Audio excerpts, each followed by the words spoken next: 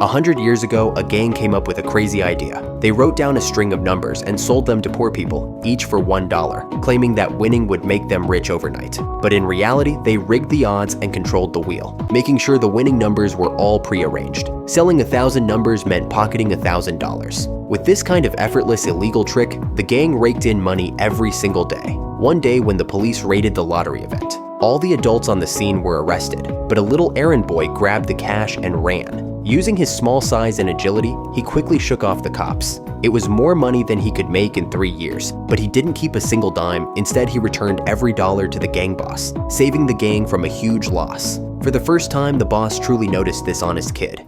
What's your name, kid? Al Capone.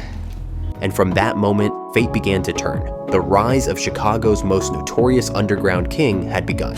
Today's story is about the legendary American gangster, the true rise of Al Capone. A story of a poor kid rewriting his destiny. Al Capone's family was part of the Great Immigration Wave. But when they arrived in New York, they realized there was no American dream waiting, only gangs fighting and looting everywhere. Capone had 8 siblings, and his father supported a family of 11 by cutting hair. The whole family squeezed into a tiny 3-bedroom apartment. Capone grew up obedient and thoughtful, but because they were poor, he started running errands for gangs when he was just a teen. Back then, joining a gang was like getting into college. It was the fastest way to success. During that police raid, gang boss Johnny Torrio saw Capone's courage and loyalty and promoted him from a street runner to his personal bookkeeper. He also taught him the rules of the streets, telling him a real man knows restraint and that making money with brains beats using brute force. At the time, Torrio's Italian gang was thriving with brothels and casinos all over New York. From that moment on, Capone showed his incredible talent for numbers. He was smart, ambitious, and eager to learn. This job also took a huge burden off his father's shoulders. Torrio became the mentor who shaped his life.